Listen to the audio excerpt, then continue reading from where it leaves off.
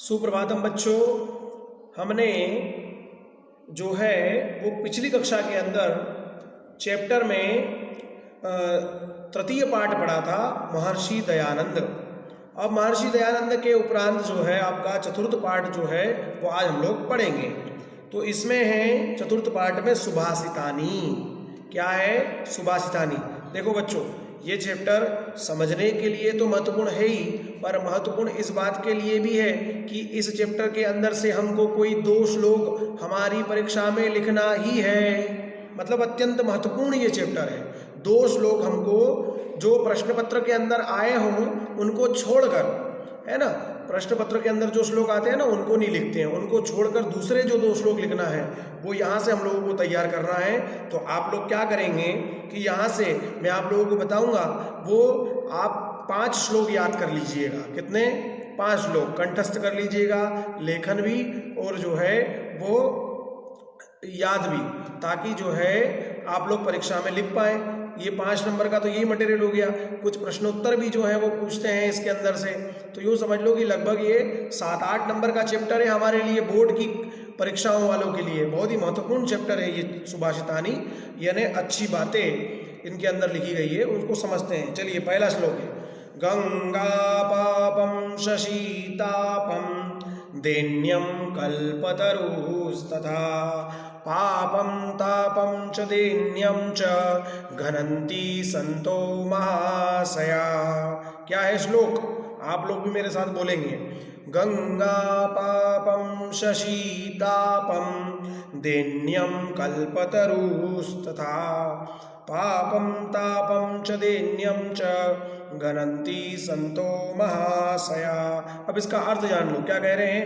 गंगा पापम शशीतापम दैन्यम कल्पतरुस्तथा पापम तापम च दैन्यम च घनन्ति संतो महाशया। कह रहे हैं कि गंगा, गंगा यानी गंगा नदी। कौन? गंगा नदी। गंगा नदी जो है वो पाप को हर लेती है। हम लोग देखते हैं ना कि कहते हैं कि तेरे बहुत पाप हो गए रे भैया, तू गंगा में स्नान करके आ जाएगा तो भी तेरे पाप नहीं धुलेंगे, ऐसा कहते हैं। ठीक है ना, हमारे बड़े लोग कहावतों में और इसके माध्यम से कहते हैं कि तू गंगा में भी स्नान करके आ जाएगा तो तेरे पाप नहीं धुलेंगे। तो लेकिन ऐसा नहीं है। गंगा में स्नान करने पर क्या हो जाता है? पापों का शमन हो जाता है, पाप खत्म हो जाते हैं। आगे बात समझ में? ये श्लोक कह रहा है। ठीक है, क्या कह रहा है? गंगा पापम शशीतापम। अब शशीतापम, शशि यानी होता है चंद्रमा। चंद्रमा ताप को हर लेता है। व्यक्ति अत्यंत काम करे, उसे पसीना हो जाए और वो चंद्रमा की जो है वो उस चांदनी में चला जाए तो वो शीतलता प्रदान करता है। चंद्रमा का गुण है शीतल होना, तो वो शीतलता प्रदान करता है तो ताप को हर लेगा। आगे बात सीधी समझ में? चलिए, दैन्यम कल्पतरुस्तथा। और ऐसा पुराणों में वर्णित है कि कल्प वृक्ष जो है वो दीनता अर्थात गरीबी को हर लेता है। कल्प वृक्ष से जो मांगा जाता है वो हमें प्रदान करता है। इसलिए जो है क्या है कि कल्प वृक्ष हमारी गरीबी को दूर कर देता है। कल्प वृक्ष से मांग लो, लाओ भैया कल्प वृक्ष एक जो है एक सोने की जो है वो 2 बिस्किट हमें दे दो, तो कल्प वृक्ष हमको सोने के 2 बिस्किट प्रदान कर देता है। ऐसा प्राचीन काल में होता था। आजकल कल्प वृक्ष यहाँ है नहीं, क्योंकि कल्प वृक्ष कहाँ है? स्वर्ग के अंदर है। अभी कल्प वृक्ष धरती पर नहीं है, इसलिए हमारी इच्छाओं की पूर्ति होती ही नहीं है। तो वो कैसे होगी? कर्म करने से हमारी इच्छाओं की पूर्ति होगी। चलिए आगे क्या कह रहे हैं? पापम तापम च दैन्यम च घनन्ति संतो महाशया। कहा कि पाप, ताप और गरीबी, बोले है ये तीनों चीजें कब दूर हो जाएगी? बोले संतों के सानिध्य में आओगे तो ये तीनों ही चीजें समाप्त हो जाएगी। आगे बात समझ में? चलिए अगला श्लोक पढ़ते हैं। मुख्य रूप से हमको क्या याद रखना है? श्लोक को याद करना है। तो गंगा पापम शशीतापम वाला श्लोक आप लोग राइट कर लें, इसको याद करना है। अगला देखिए, दानेन भूतानि वशी भवन्ति दानेन वीराण्यपि यान्ति नाशम परोऽपि बन्धुत्वमुपेति दानैर्दानं हि सर्वव्यसनानि हन्ति। क्या कह रहे हैं कि दानेन भूतानि वशी भवन्ति, दानेन वीराण्यपि नाशम परोऽपि बन्धुत्वमुपेति दानेर्दानं हि सर्वव्यसनानि हन्ति। कह रहे कि दानेन भूतानि वशी भवन्ति, दान देने से लोगों को अपने वश में किया जा सकता है। किसी को आवश्यकता लग रही है कि आज मुझे 1000 रुपये की आवश्यकता है और आपने मुझे 1000 रुपये दे दिए, तो मैं आपका जो है वो प्रेमी हो जाऊंगा, आपका दास हो जाऊंगा कि यार मुझे आवश्यकता लगने पर आपने 1000 रुपये दे दिए। तो आ रही है ना बात समझ में? तो दानेन भूतानि वशी भवन्ति, लोगों को अपने वश में किया जा सकता है दान देकर। आ रही है बात समझ में? आगे क्या कहा? दानेन वीराण्यपि यान्ति नाशम, दानेन वीराण्य, वीर किसको कहते हैं? बोले शत्रुता को। तो बोले दानेन वीराण्यपि यान्ति नाशम, कोई शत्रु है हमारा, कोई शत्रु है और उसको यदि पैसों की मदद दे दी, उसको दान दे दिया, तो दान देने पर क्या होगा? बोले दान देने पर यह होगा कि वो शत्रु जो है वो शत्रु भी हमारा शत्रु नहीं रहेगा, उसकी शत्रुता समाप्त कर देगा। बोले यार आवश्यकता लगने पर तो इसने हमारी मदद करी, तो फिर ये हमारा काय का शत्रु? तो आ रही बात समझ में? बोले दानेन वीराण्यपि यान्ति नाशम, तो वो शत्रुता क्या कर देगा? हम लोगों से समाप्त कर देगा। उसी प्रकार जो है वो आगे क्या कहा कि बोले जो है परोऽपि बन्धुत्वमुपेति दानं हि सर्वव्यसनानि हन्ति।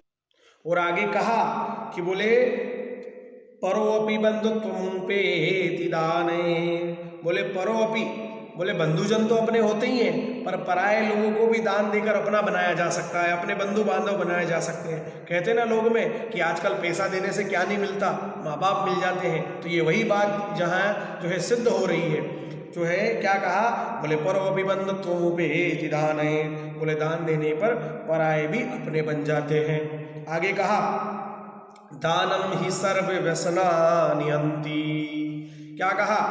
बोले दानं ही सर्वव्यसनानि हन्ति, बोले निश्चित ही दान सभी बुरी आदतों का शमन कर देता है। यदि हम दान देते हैं तो उससे हमारी जितनी भी बुरी आदतें रहती है वो प्रायः समाप्त हो जाती है। तो इस प्रकार आपको ये दूसरा श्लोक भी समझ में आ गया होगा। यदि आपको याद हो जाता है तो इसे कर लीजिए।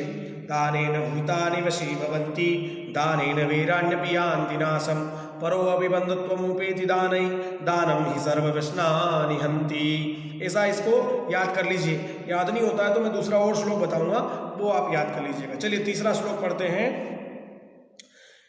विनाप्यर्थे वीरम स्पर्शति बहुमानोन्नति पदम समायुक्तो अर्थैः परिभव पदम याति कृपणः स्वभावात् अद्भुतां गुणसमुदया व्याप्ति विषयां द्युतिं सेंहि स्वाकिं धृतकनकमालौ अपि लभते। क्या कह रहे हैं? बोले विनाप्यर्थे वीरम स्पर्शति बहुमानोन्नति पदम, बोले कहा बोले वीर धन से रहित होता है।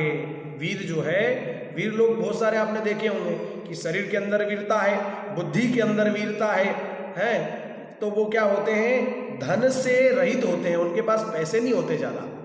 आगे बात समझ में? और क्या कहा आगे? बोले अत्यंत सम्मान और उन्नति पाते हैं, है ना। बहुमानोत्त उन्नति पदम, तो उसका मतलब यही है कि बहुत उन्नति और सम्मान पाते हैं क्योंकि उनके अंदर बुद्धि की वीरता है, उनके अंदर शारीरिक वीरता है।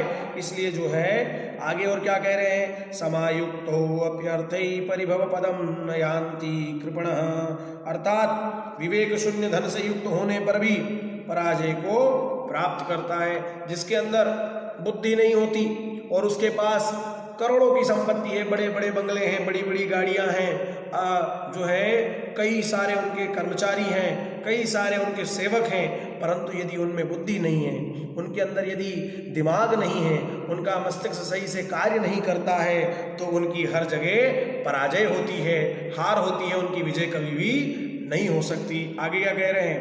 स्वभावाद अद्भुताम गुण समुदाया व्याप्ति विषयाम द्युतिम सेंहि स्वाहा किम धृतकनकमौलौपि लभते।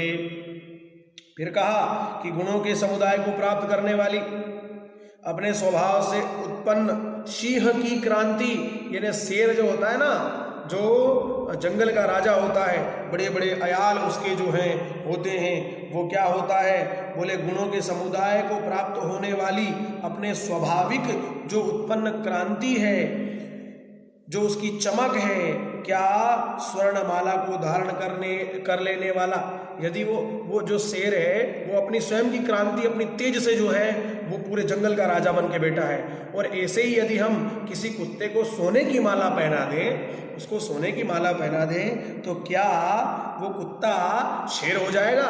नहीं हो सकता। आगे बात समझ में? अगला श्लोक समझिए, इसको याद न करिए, अत्यंत क्लिष्ट है। अब गुण प्रशंसा कर रहे हैं। गुणा कुर्वन्ति धूतत्वं दूरे अपि वसतां सतां केतकी गन्धमागाय स्वयमायान्ति षट्पदा। ये याद कर लेना है, अत्यंत सरल है और याद भी हो जाएगा हमको। गुणा कुर्वन्ति धूतत्वं दूरे अपि वसतां सतां केतकी गन्धमागाय स्वयमायान्ति षट्पदा।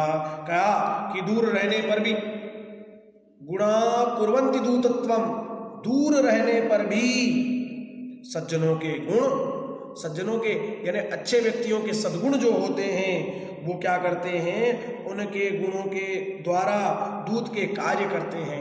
उनके जो सद्गुण होते हैं ना, चाहे व्यक्ति यहाँ नहीं है पर यदि व्यक्ति अच्छा है तो उसके सद्गुणों की चर्चा यहाँ होती है।